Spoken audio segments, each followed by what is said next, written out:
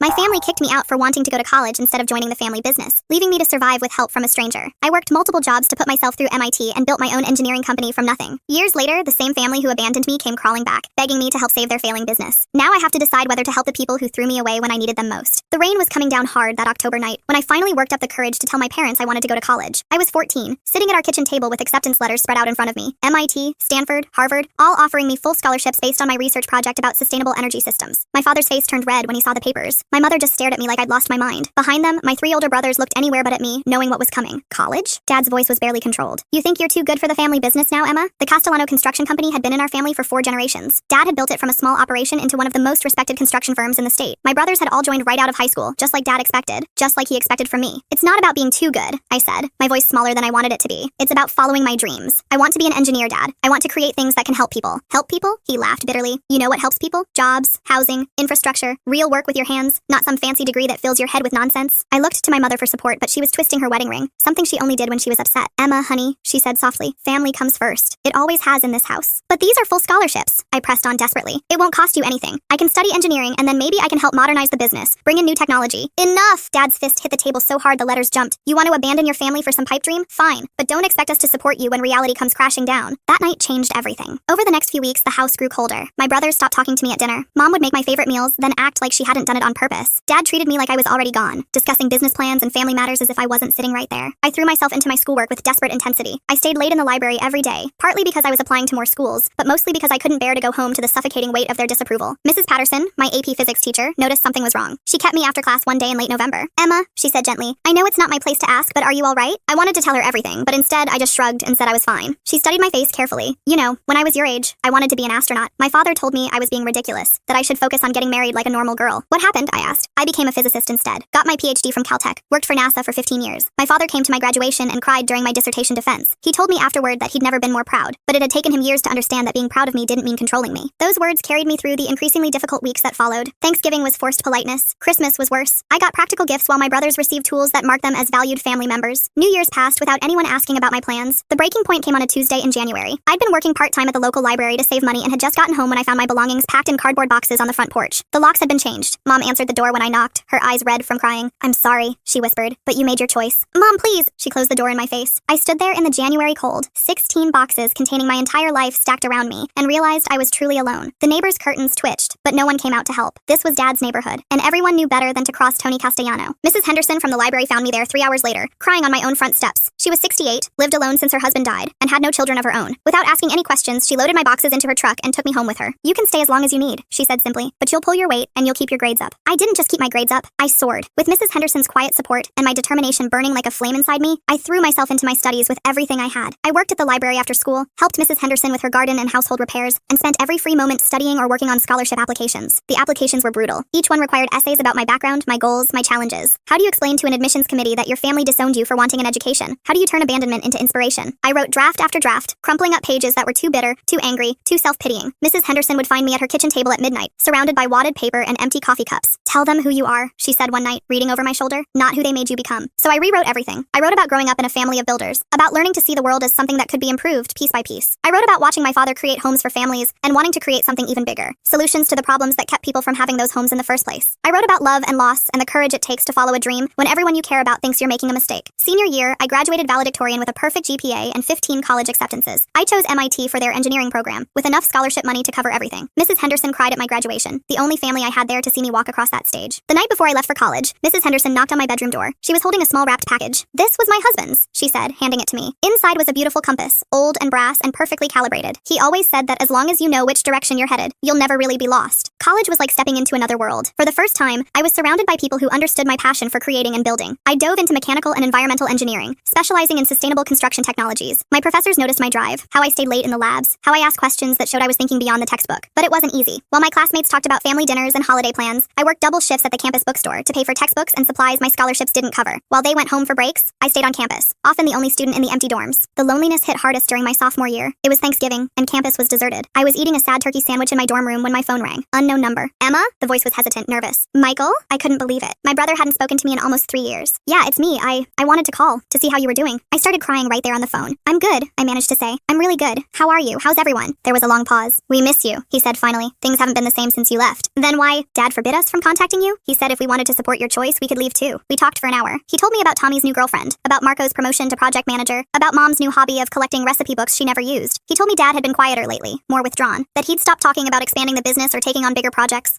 I think he regrets it, Michael said quietly, but he's too proud to admit it. And what about you? Do you regret it? Another long pause. I regret not standing up for you. I regret letting him make that choice for all of us. After that, Michael called every few weeks. Always when Dad wasn't around, always brief conversations that felt like stolen moments. He became my lifeline to the family I'd lost, even though each call reminded me of how much I was missing. Dr. Sarah Chen became my mentor junior year. She was brilliant, successful, and had built a career on developing green building technologies. Under her guidance, I started working on research that would eventually become my senior thesis, a revolutionary new concrete mixture that could reduce carbon emissions by 60% while increasing structural strength. You have something special, Emma, Dr. Chen told me one evening as we worked late in the lab. Not just intelligence, though you have plenty of that, but vision. You see possibilities where others see problems. Working on that concrete formula became my obsession. I spent countless hours in the materials lab, testing different combinations of recycled materials, volcanic ash, and bio-based additives. The first 100 attempts failed spectacularly. The 101st showed promise. By attempt 200, I had something revolutionary. The breakthrough came at 2 in the morning on a Tuesday in March. I'd been testing a mixture that incorporated recycled plastic fibers and a new type of limestone substitute when the compression test results came back. Not only was the concrete stronger than traditional mixes, but it actually absorbed carbon dioxide from the air as it cured. I called Dr. Chen immediately, not caring that it was the middle of the night. Are you sure about these numbers? She asked, her voice sharp with excitement. I've run the test 6 times. The results are consistent. Emma, do you understand what this means? This could change the entire construction industry. The discovery led to my first published research paper, co-authored with Dr. Chen. Carbon negative concrete, a sustainable solution for modern construction, appeared in the Journal of Sustainable Materials to immediate acclaim. Suddenly, I wasn't just a college student anymore. I was an innovator with a patent pending and companies calling to learn more about my work. The night before graduation, I sat in my dorm room looking at the job offers spread across my desk. Tesla wanted me for their sustainability team. Google was offering a spot in their green infrastructure division. A dozen consulting firms had reached out, but the letter that made my heart race was from Innovative Structures Inc., a cutting-edge firm that specialized in sustainable architecture and construction. I chose Innovative Structures and moved to Seattle. The Pacific Northwest suited me. All that rain reminded me of the night when everything changed. I rented a small apartment near Pike Place Market and threw myself into work with the same intensity I'd brought to everything else. My first project was designing the structural systems for a low-income housing development that needed to be both affordable and environmentally sustainable. It was exactly the kind of challenge I lived for, finding creative solutions within tight constraints. I spent months perfecting the design, incorporating my improved concrete formula and developing new techniques for maximizing energy efficiency. The project was a massive success. The buildings came in under budget, exceeded all environmental standards, and provided safe, comfortable homes for 200 families. The local news picked up the story, then national outlets. Suddenly, everyone wanted to know about the young engineer who was revolutionizing sustainable construction. Emma Castellano, the 23-year-old who's changing how we build, ran as a cover story in Engineering Today. The article detailed my journey from disowned daughter to rising star in sustainable construction. It mentioned my family's business, describing how I'd been estranged from her construction dynasty family for pursuing higher education. I wondered if they saw it. I wondered what Dad thought when he read about my success in the same industry he'd spent his life building. Michael never mentioned it during our calls, but I had a feeling the article had made its way to their kitchen table. I was 25 when I decided to start my own company. Greenbuild Solutions began in the spare bedroom of my apartment with just me and a laptop. My first hire was Marcus, a brilliant structural engineer who'd been laid off from a big firm that prioritized profits over innovation. Then came Sophia, an architect with a passion for community-centered design. Then James, a project manager who could organize chaos into efficiency. Starting the company meant risking everything. I'd saved every penny from my job at Innovative Structures, but it still wasn't enough to cover startup costs, equipment, and salaries. I took out loans that made me sick to think about, worked 18-hour days, and survived on takeout and determination. Our first big break came 6 months in. The city of Portland was looking for a firm to design a new community center that would serve as a model for sustainable public architecture. The building needed to be completely carbon neutral, use recycled and locally sourced materials wherever possible, and incorporate community spaces that would bring the neighborhood together. We were competing against firms with decades of experience and budgets 10 times our size, but we had something they didn't, a revolutionary approach to sustainable construction that could deliver exactly what the city wanted at a fraction of the expected cost. I presented our proposal to the city council on a rainy Thursday morning, my hands shaking as I clicked through slides showing our innovative designs and cost projections. When I finished, the room was silent for what felt like an eternity. Finally, the council chairwoman spoke. Ms. Castellano, this is quite ambitious for such a young company. How can we be sure you can deliver on these promises? I thought about my father's words from all those years ago, about real work with your hands, about building things that last. Because I learned from the best, I said. I come from a family of builders. The difference is I want to build a better future. We got the contract. Within 2 years, we had our first major success. The Portland Community Center was featured in Architectural Digest, won 3 sustainability awards, and became a model that other cities wanted to replicate. We were getting calls from developers across the country, all wanting to incorporate our revolutionary concrete formula and sustainable design principles into their projects. But success came with complications. The bigger we got, the more attention we attracted, including attention from people I'd hoped never to see again. I was standing in our temporary office trailer on a construction site in Oregon, reviewing blueprints with my team, when I heard a familiar voice outside. Emma Castellano? I looked up to see my brother Michael standing at the trailer door, his face uncertain. He looked older than his 29 years, with calloused hands and the beginnings of gray in his dark hair. Behind him stood another man in an expensive suit I didn't recognize. Michael! My voice came out steadier than I felt. What are you doing here? We heard about your company, he said, stepping into the trailer. This is David Morrison from Morrison Development. development. He's got a proposition for you. Morrison stepped forward with the confidence of a man used to getting what he wanted. Ms. Castellano, I represent several major developers who are interested in your sustainable building techniques. We'd like to discuss a partnership that could make you very wealthy very quickly. I studied his face, then looked at Michael. And you're here because? Michael shifted uncomfortably. Dad sent me. Things have been difficult since you left. The industry is changing. Clients are demanding green certifications, sustainable practices. We're losing contracts because we can't deliver what you can.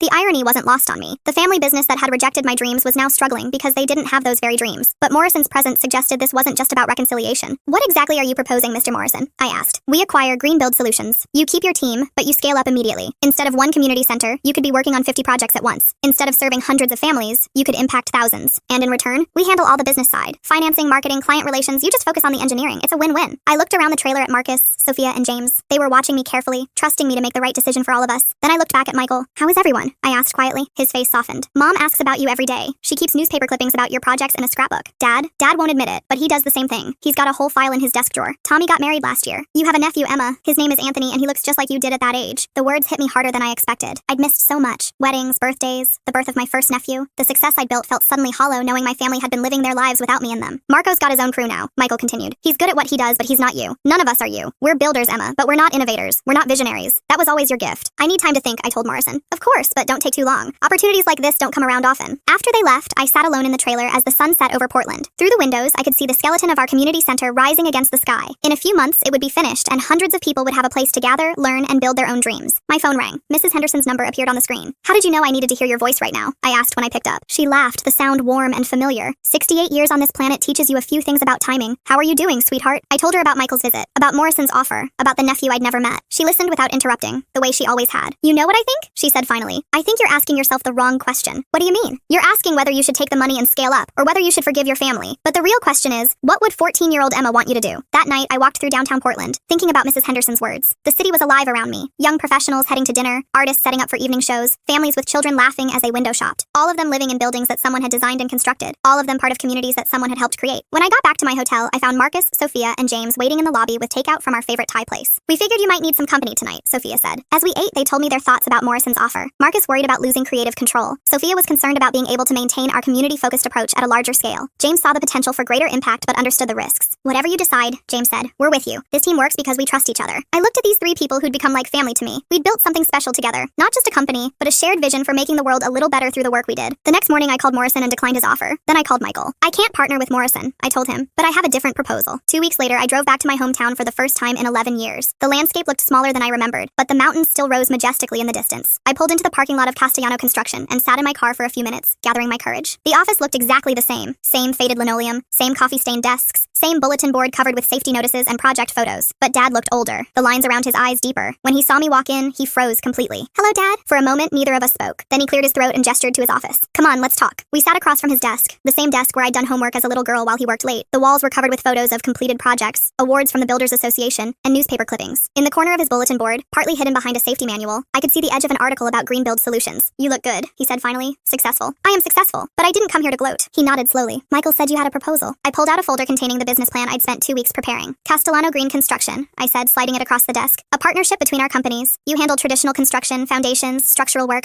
all the things you do best. We handle sustainable design, green certifications, environmental compliance. Dad opened the folder and studied the projections I'd prepared. His eyebrows went up as he saw the potential revenue numbers. You'd be willing to work with us after you threw me out for following my dreams? I finished. I'll be honest, Dad. It took me a long time to forgive you, but I've realized something. We both want the same thing. We want to build things that last, that serve communities, that make people's lives better. We just have different ideas about how to do it. He was quiet for a long time, reading through my proposal. When he finally looked up, his eyes were bright with unshed tears. I made a mistake, he said quietly. I was scared of losing you to something I didn't understand. I thought if I held on tight enough, I could keep my family together. Instead, I pushed away the daughter who could have helped us build something even better. The apology I dreamed of hearing for 11 years didn't bring the satisfaction I'd expected. Instead, I just felt tired and sad for all the time we'd lost. We can't change the past, I said, but we can build a better future. What would this partnership look like? He asked, his voice stronger now. I opened my laptop and pulled up the presentation I'd prepared. Joint projects where we combine traditional construction expertise with cutting-edge sustainable technology. Your crews handle the heavy lifting, my team handles the environmental systems. We bid on projects together, share resources, split profits based on contribution. And your brothers would be partners too if they want. Michael could head up project management for the joint ventures. Tommy could oversee equipment and machinery. Marco could handle business development and client relations. Dad leaned back in his chair studying me. You've thought this through. I've had 11 years to think it through. He was quiet for another long moment. Then, what made you come back? You could have any partner you wanted. Why us? I thought about how to answer that. Because family isn't just about blood, I said finally. It's about shared values, shared goals. Despite everything that happened, we're still builders. We still want to create things that matter. And you think we can work together after all this time? I think we can try, but it has to be different this time, Dad. I'm not 14 anymore. I'm not asking for permission to follow my dreams. I'm offering to share them. He nodded slowly. What would you need from me? Respect for my expertise, trust in my judgment, and acknowledgement that there's more than one way to build a legacy. And what would I get in return?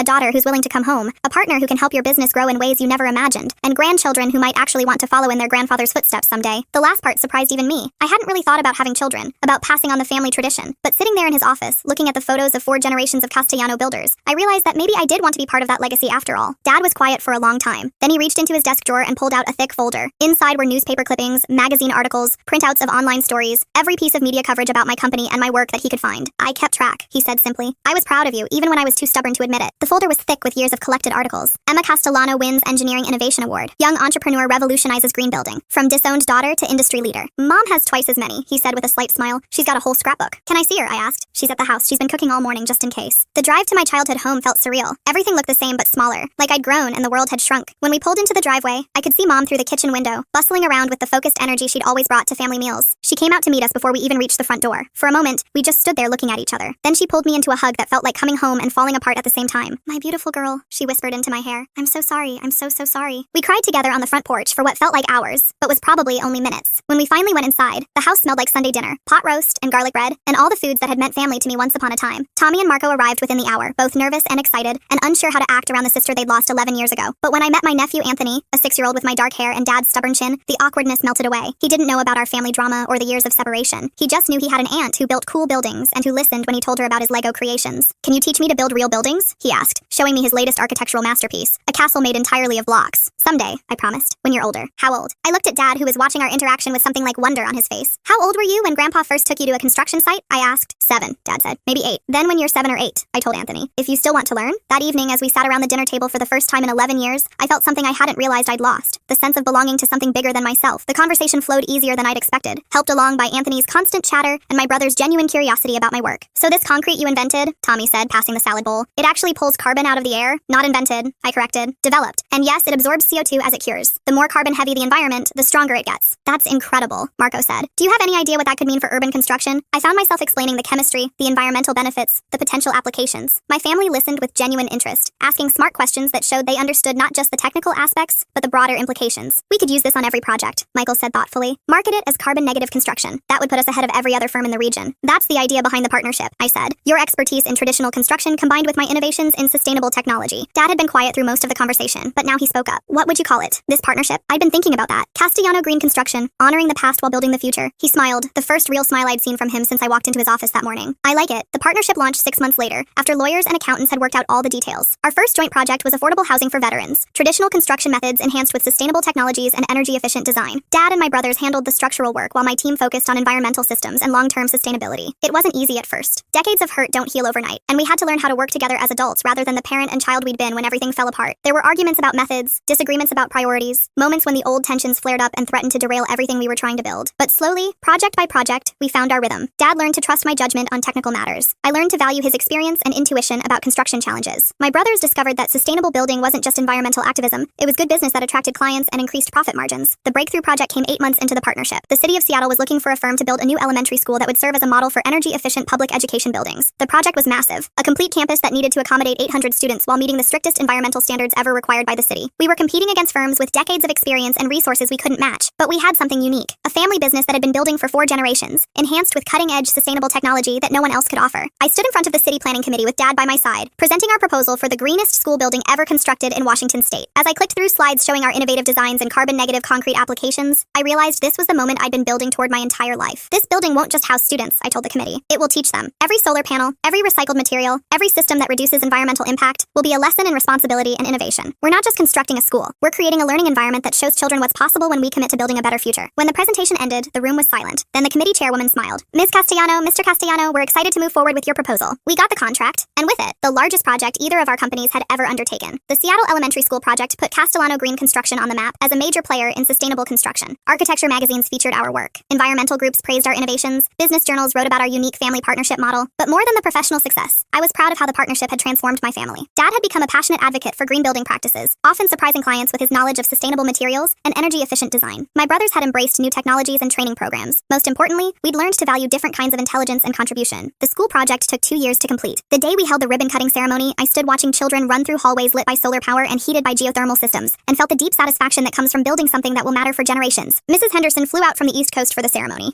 She was 79 now, moving a little slower, but still sharp as ever. As we watched the celebration together, she squeezed my hand. Your 14-year-old self would be proud, she said. I hope so. I think about her sometimes. That scared girl sitting at the kitchen table with her acceptance letters. I wonder what she'd think of all this. I think she'd be amazed that her wildest dreams turned out to be just the beginning. 3 years into the partnership, Castellano Green had become one of the most respected, sustainable construction firms on the West Coast. We'd built homes for thousands of families, created community spaces in dozens of neighborhoods, and helped establish new standards for environmentally responsible construction. But the project I was most proud of was still taking shape. A revolution in how we thought about family, legacy, and the buildings we leave behind. Anthony was 9 now and completely obsessed with construction. He spent weekends at job sites, wore a tiny hard hat that Dad had special ordered for him, and could identify different types of cranes from a mile away. But unlike previous generations of Castellano children, he was learning about solar panels alongside traditional framing, about sustainable materials as well as structural engineering. Aunt Emma, he said one Saturday as we walked through the framework of our latest project, when I grow up, can I invent new kinds of buildings too? You can invent anything you want, I told him. That's what dreams are for. The partnership had grown beyond anything I'd originally envisioned. We now had 3 offices, 42 employees, and projects in 5 states. My sustainable concrete formula had been licensed to manufacturers across the country. The Castellano Green model was being studied by business schools as an example of successful family enterprise evolution. But success brought new challenges. Competitors were trying to poach our employees with better offers. Larger firms wanted to acquire us. Government regulators were proposing new standards that could affect our advantage in sustainable construction. The biggest challenge came from an unexpected source, my own team. Marcus, Sophia, and James had been with me since the beginning, but as the company grew, their roles had evolved in ways that didn't always satisfy them. I feel like we're losing what made us special, Sophia said during a team meeting in our Portland office. We used to be about community impact, about projects that really mattered. Now half our work is luxury developments for wealthy clients. She wasn't wrong. The partnership with my family had opened doors to larger, more profitable projects. But somewhere along the way, we'd started accepting work that paid well rather than work that aligned with our original mission. What would you want to do differently? I asked. Remember why we started this, Marcus said. Community centers, affordable housing, schools, projects that serve people who really need them. James nodded. The money is good, but the satisfaction isn't there anymore. That conversation led to a complete reevaluation of our business model. We decided to split our work. 50% high-paying commercial projects that funded our operations. 50% community-focused projects that fulfilled our mission. It meant lower profits in the short term, but higher satisfaction for everyone involved. The new model led to our most meaningful project yet, rebuilding the elementary school in my old neighborhood after it was damaged in a severe storm. The building had been constructed in the 1960s with outdated systems and poor insulation. Rather than just repair the damage, the school district wanted to create a completely new facility that would serve the community for the next 50 years. Standing in the ruins of my old school, surrounded by my family and my chosen family, I realized how far we'd all come. This was the building where I'd first learned I loved science, where teachers had encouraged my questions and curiosity. Now we were going to rebuild it with technology that didn't exist when I was a student there. It's like coming full circle, Dad said, studying the architectural plans we'd spread across a folding table in what used to be the gymnasium. Not a circle, I corrected. A spiral. We're covering the same ground but at a higher level. The school project became our flagship demonstration of what was possible when innovation met tradition. We incorporated every sustainable technology we developed, from carbon-negative concrete to advanced solar systems to rainwater collection that would teach students about conservation. But we also honored the craftsmanship values Dad had instilled in our family. Solid foundations, attention to detail, construction that would last for generations. The day we broke ground, the whole neighborhood came out to watch. Mrs. Rodriguez from across the street, who remembered me as a little girl, brought homemade cookies for the construction crew. Mr. Chen, now retired, told anyone who would listen about how he'd watched me grow up and always knew I was destined for great things. I remember when you used to sit on your front porch reading engineering books, he said, shaking my hand. Your father thought you were wasting your time. I told my wife, that girl is going to change the world someday. As construction progressed, something unexpected happened. Other contractors started visiting our job site, not as competitors, but as students. They wanted to understand our techniques, learn about our materials, see how we integrated sustainable systems without compromising structural integrity. Dad started giving informal tours, explaining our methods to anyone interested in learning. Watching him share knowledge about green building practices, the same man who had once dismissed my environmental concerns as impractical, felt like the final piece of our reconciliation falling into place. You know, he said one afternoon as we watched Tommy demonstrate our new concrete mixing process to a group of visiting engineers, I was wrong about more than just college. I was wrong about change. I thought innovation meant abandoning everything we'd built. You showed me it could mean building something better. The school opened 2 years later to national attention. Architecture critics called it a masterpiece of sustainable design. Education experts praised its innovative learning environments. Environmental groups held it up as proof that green building could be both practical and beautiful. But the recognition that meant the most came from an unexpected source. A letter arrived at our office 3 weeks after the school's grand opening, handwritten on lined notebook paper. Dear Ms. Castellano, my name is Sophia Martinez and I am 13 years old. I go to the new school you built and I wanted to thank you. My science teacher told us about how you invented the concrete that helps fight climate change and how you came from our neighborhood and followed your dreams even when it was hard. I want to be an engineer too, but my parents think I should focus on more practical things. Reading about your story made me realize that sometimes you have to fight for your dreams. Thank you for showing me what's possible. P.S. The solar panels on our roof are really cool and I love how the building stays warm without using too much energy. I read that letter 3 times, then called an emergency meeting with my team. We need to do more, I announced. Building sustainable structures isn't enough. We need to be building sustainable dreams. That conversation led to the creation of the Castellano Green Foundation, focused on STEM education and mentorship for young people from backgrounds like mine. We started offering internships, scholarships, and mentorship programs for students who wanted to pursue careers in engineering and sustainable design. Sophia Martinez became our first official mentee. Every month, she'd spend a Saturday at one of our job sites, wearing her own small hard hat and asking the kind of insightful questions that reminded me of myself at her age. Watching her eyes light up when she understood a new concept, seeing her confidence grow as she learned to read blueprints and understand structural systems, felt like the most important work I'd ever done.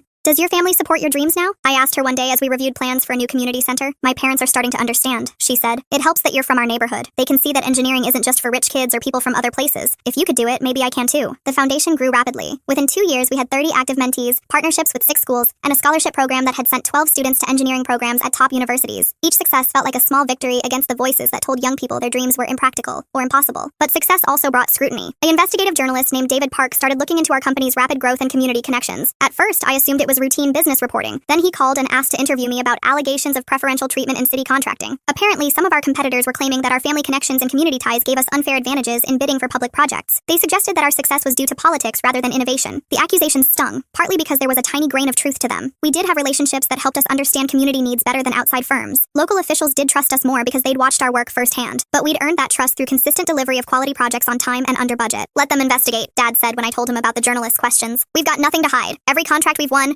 because we submitted the best proposal. The investigation took 3 months. David Park interviewed city officials, reviewed our contract bids, and examined our financial records. He spoke with competitors who claimed we had unfair advantages, and community members who praised our work. When his article finally ran, the headline read, "How One Family Business Became a Model for Ethical Growth in Construction." The investigation had revealed not corruption, but a company that had succeeded by genuinely serving its community, while maintaining the highest standards of quality and innovation. Castellano Green Construction represents something rare in modern business, Park wrote. A company that has grown rapidly while maintaining its values, that has embraced innovation while honoring tradition, and that has achieved financial success while never losing sight of its mission to serve the community that supported its growth. The positive coverage led to more opportunities than we could handle. Cities across the country wanted to hire us for major projects. Universities invited me to speak about sustainable construction and family business management. The Discovery Channel asked to film a documentary about our concrete innovation and its environmental impact. But with success came difficult decisions. We were offered a contract to build a luxury resort in Hawaii that would have been our largest project ever, and generated more profit than our previous 5 projects combined. The resort developers specifically wanted our sustainable building techniques to market their property as environmentally responsible. The team was split. James argued that the profit would fund our community work for years. Sophia worried that taking luxury projects would compromise our mission. Marcus was concerned about the environmental impact of tourism development, even with sustainable building practices. "What do you think?" I asked Dad during one of our weekly planning meetings. He was quiet for a long time, studying the resort proposal. 20 years ago, I would have taken this job without hesitation, he said finally. "The money is good, the technical challenge is interesting, and it would establish us as a major player nationally. But you didn't build this company to make rich people richer. You built it to make the world better. Sometimes those things align, and sometimes they don't." I looked around the conference room at the people who had become my family, my biological family who had learned to value my dreams, and my chosen family who had helped me build those dreams into reality. Everyone was watching me, waiting for a decision that would shape the future of everything we'd created together. "We pass on the resort," I said finally, "but we propose an alternative. Instead of the luxury resort, I drafted a proposal for a sustainable housing development on the same Hawaiian land. The project would provide affordable homes for local families, while demonstrating that sustainable construction could be both environmentally responsible and economically viable in island environments." The developers weren't interested in my alternative, but our proposal caught the attention of a nonprofit focused on affordable housing in Hawaii. 6 months later, we were working on our first international project, a community of 50 sustainable homes designed specifically for families who had been priced out of traditional housing markets. The Hawaii project became a model that was replicated in coastal communities across the Pacific. More importantly, it reinforced our commitment to using our success to create opportunities for others, rather than just accumulating wealth. As I approached my 30th birthday, I found myself reflecting on the journey that had brought me from that rain-soaked night at 14 to this moment. Mrs. Henderson, now 82, flew out for my birthday celebration, which we held at the community center where our partnership had begun. The party was a mixture of family, friends, colleagues, and mentees. Anthony, now 12 and taller than me, gave a speech about how his aunt had taught him that buildings could help save the planet. Sophia Martinez, now 16 and heading to MIT on a Castellano Green Foundation scholarship, talked about how mentorship had changed her life. But the moment that moved me most came when Dad stood up to speak. 30 years ago, I thought I knew what success looked like, he said, his voice carrying clearly across the room full of people whose lives had been touched by our work. I thought it meant building a business that would last, creating jobs for my children, establishing something permanent in a changing world. He paused, looking directly at me. I was right about wanting to build something permanent. I was wrong about what that something should be. Emma didn't just build a business, she built a bridge between what we were and what we could become. She showed me that honoring the past doesn't mean being trapped by it. The applause was warm and sustained, but what mattered most to me was the pride in Dad's eyes. Not just pride in my accomplishments, but pride in the relationship we'd rebuilt, the family we'd healed, the future we were creating together. Later that evening, as the party wound down and guests began to leave, I found myself standing outside the community center with Mrs. Henderson. The building rose against the star-filled sky, its solar panels gleaming in the moonlight, a testament to what was possible when innovation and tradition worked together. "Do you ever wonder what would have happened if you'd made different choices?" she asked. I considered the question. What if I'd given up on college and joined the family business at 18? What if I'd taken Morrison's buyout offer? What if I'd never reached out to rebuild the relationship with my family? Sometimes, I admitted, but I think every choice led me exactly where I needed to be, even the painful beautiful ones. She smiled and patted my arm. That's wisdom talking. The girl who cried on her front porch all those years ago has become quite a woman. The following year brought new challenges and opportunities. The Castellano Green Foundation launched its first summer engineering camp for middle school students from underserved communities. We opened a training center where experienced construction workers could learn sustainable building techniques.